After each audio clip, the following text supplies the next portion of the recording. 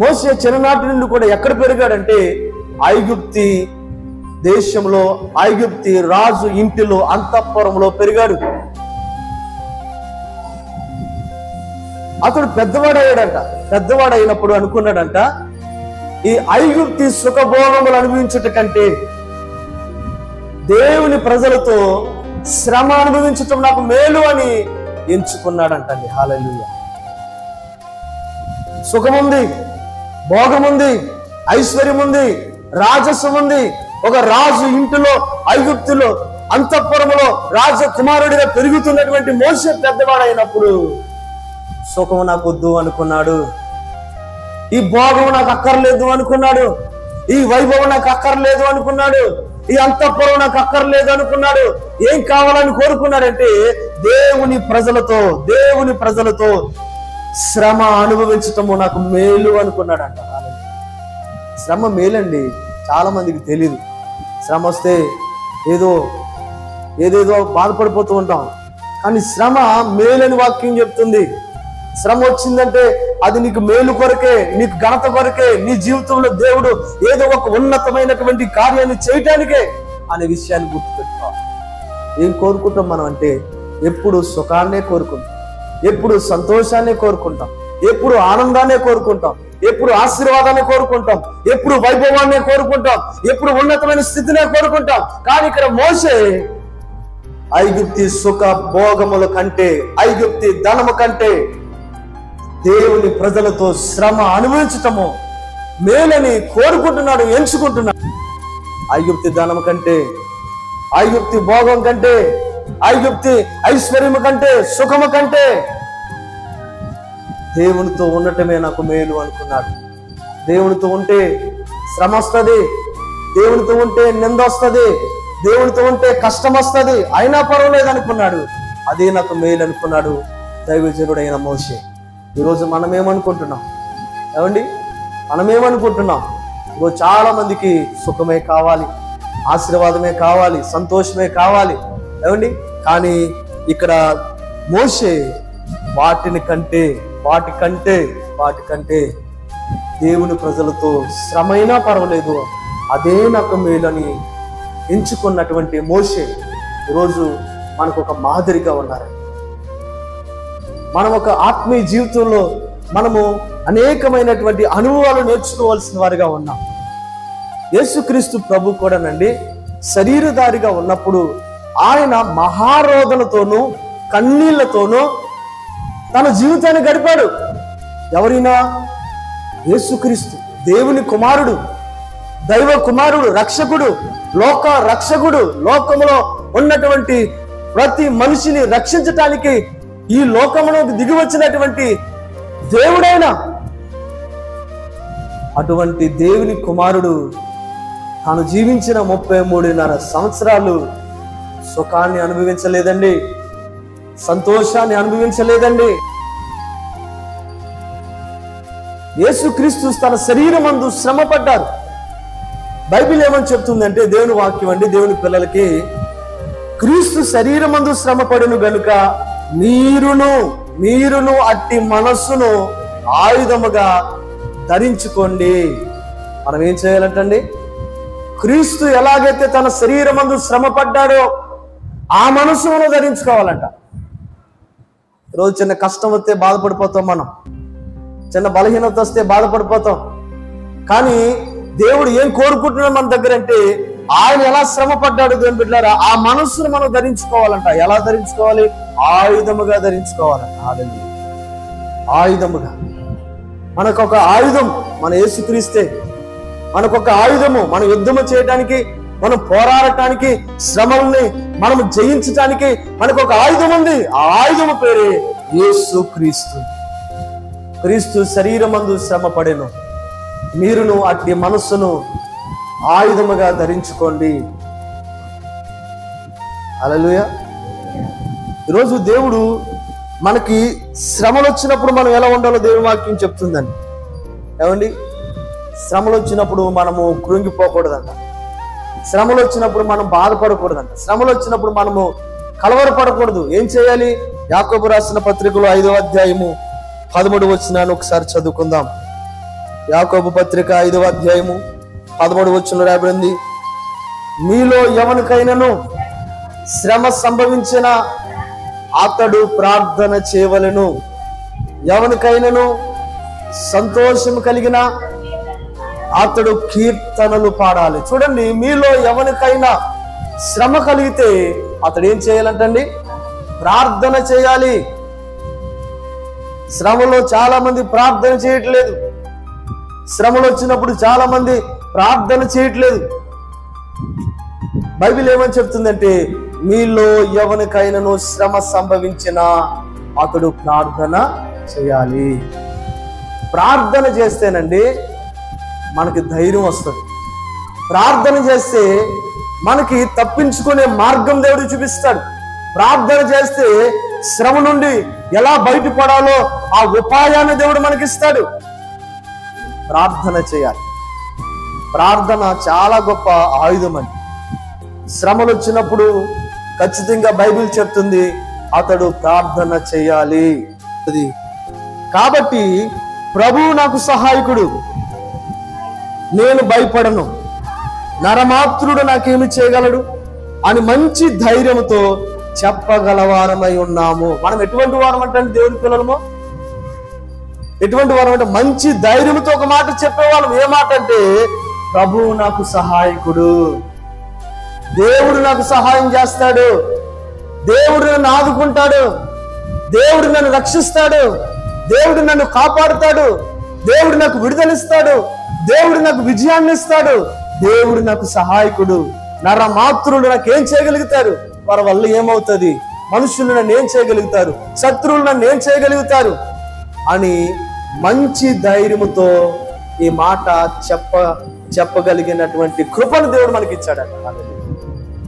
కాబట్టి ప్రభువు నాకు సహాయకుడు, నేను భయపడను, నరమాత్రుడు నాకేమి చేయగలడు అని మంచి ధైర్యముతో చెప్పగలవారమై ఉన్నాము. హల్లెలూయా. మనం ఎలా ఉన్నామంటండి? ఒక మంచి ధైర్యముతో ఉన్నాం. ఏంటి ధైర్యం అంటే, ఇదేదో లోకాన్ని చూసుకునే ధైర్యం కాదు, డబ్బుని చూసుకునే ధైర్యం కాదు, లేకపోతే మనకున్నటువంటి బంధువర్గాన్ని చూసుకొని మనకు కలిగిన ధైర్యం కాదు, ఏవేవో చూసుకొని కలిగిన ధైర్యం కాదు. ఇది ప్రభువు నాకు సహాయకుడు అనే ధైర్యం, ప్రభువు నన్ను రక్షిస్తాడనే ధైర్యం, ప్రభువు నన్ను స్వస్థపరుస్తాడనే ధైర్యం, ప్రభువు నన్ను కాపాడుతాడనే ధైర్యం, నా ప్రభు నన్ను ఆదుకుంటాడనే ధైర్యం ఈరోజు ఎంతమందికి ఉన్నదండి? ఆ మంచి ధైర్యం, అది మంచి ధైర్యం. లోకాన్ని చూసుకొని కదా ధైర్యం, డబ్బుని చూసుకొని కదా మన ధైర్యం, లేకపోతే అంతస్తుని చూసుకొని కదా మన ధైర్యం. ప్రభు నాకు సహాయకుడు అనే ధైర్యం. నేను భయపడను, నరమాత్రులు నాకేం చేయగలుగుతారు అని మంచి ధైర్యంతో చెప్పగలవారమై ఉన్నాము. హల్లెలూయా. ఈరోజు దేవుడు తన వాక్యము ద్వారా మనల్ని బలపరుస్తూ ఉన్నాడు. ఈరోజు మనకి దేవుడు ఆయన ఇచ్చే ధైర్యం మనం పొందుకుంటున్నాం. హల్లెలూయా. ఆయన ఇచ్చే ధైర్యం, ఆ ధైర్యం ఎటువంటిది అంటేనండి, మనలను ముందుకు నడిపిస్తుంది, వెనక లాగదు. ఏమండి? మనల్ని ముందుకు నడిపిస్తుంది. అందుకనే ఎప్పుడు కూడా మన శ్రమల్లోని, కష్టాల్లోని మనం ఎవరెవరో మాటలు వినకూడదు, దేవుని మాటలు వినాలి, ప్రార్థన వినాలి, దైవ సంబంధమైనటువంటి మనుషులు చెప్పే మాటలు మనం వినాలి. చూడండి, వాక్యంలో ఒక మాట చదువుతాం. 1 తెస్సలోనికీయులకు రాసిన పత్రిక 5వ అధ్యాయం 14 వచనాన్ని ఒకసారి చదువుకుందాం.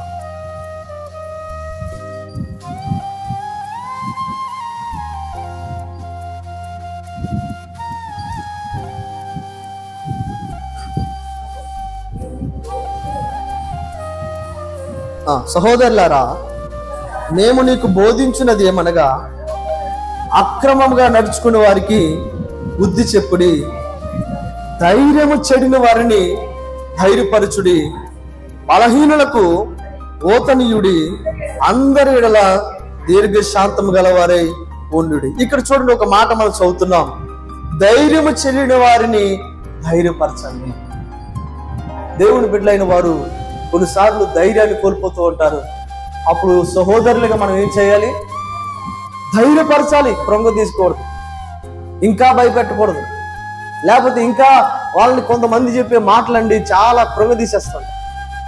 నీకున్న శ్రమ కంటే వాళ్ళ మాటల వల్ల ఇంకా ఎక్కువ శ్రమ నీకు కలుగుతుంది, ఇంకా భారం అయిపోతుంది, ఇంకా దుఃఖం వచ్చేస్తుంది. కానీ బైబిల్ ఏమని చెప్పి, సహోదరులారా మీరు ధైర్యం చెడిన వారిని ధైర్యపరచండి. ఇంకొక మాట ఉంది ఇక్కడ చూడండి, బలహీనంగా ఎవరైనా మీకు కనపడితే వారికి ఓతాన్ని ఇవ్వండి. ప్రార్థన అనే ఓతం, సహాయం అనే ఓతం, వాక్యం అనే ఓతం, ఆ ఓత ఇవ్వాలి దేవుడి పిల్లలుగా, సహోదరులుగా తోటి సహోదరులకి ధైర్యం చెడిపోతే మీరు ధైర్యాన్ని ఇచ్చేవారిగా మనం ఉండాలి. బలహీనంగా ఉంటే వారికి ఒక ఓతం ఇచ్చేవారిగా మనం ఉండాలి. ఎందుకంటే ధైర్యం ఎప్పుడైతే మనం ఇస్తామోనండి వాళ్ళు నిలబడగలుగుతారు. తోటి సహోదరులకి ఓతనివ్వాలి, బలహీనులకు ఓత ఇవ్వాలి. అపోస్తులైన పౌలు గారు వాడకి ప్రయాణం చేస్తూ ఉన్నారంట. ఆయన ప్రయాణం చేస్తూ ఉంటే వాళ్ళు చాలా మంది ఉన్నారు. ఒకసారి 300 మంది ఎంతో నేను చదివినట్టు గుర్తు. అయితే ఆ సముద్రంలో పెనుగాలు వచ్చి ఆ యొక్క వాడ చాలా అంటే అపాయకరమైన పరిస్థితులకు వెళ్ళిపోయింది.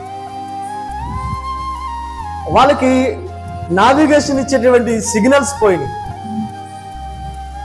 ఆ నడి సముద్రంలో ఎటు వెళ్తున్నారో వారికి తెలియట్లేదు.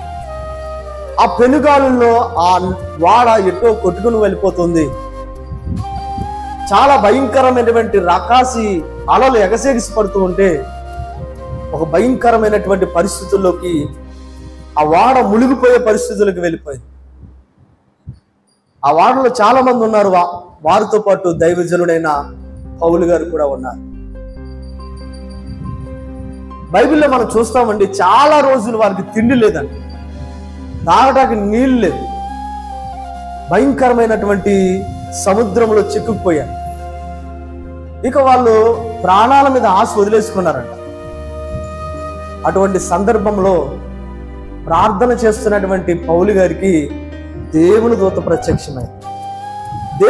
ప్రత్యక్షమయ్యి సౌలుతో చెప్తుంది, పౌలుతో చెప్తుంది, పౌలా భయపడవద్దు, నీకు కానీ నీతో పాటు ఉన్నటువంటి వాడలో ఉన్నటువంటి ప్రతి ఒక్కరికి కానీ ఏ హాని జరగదని చెప్పు.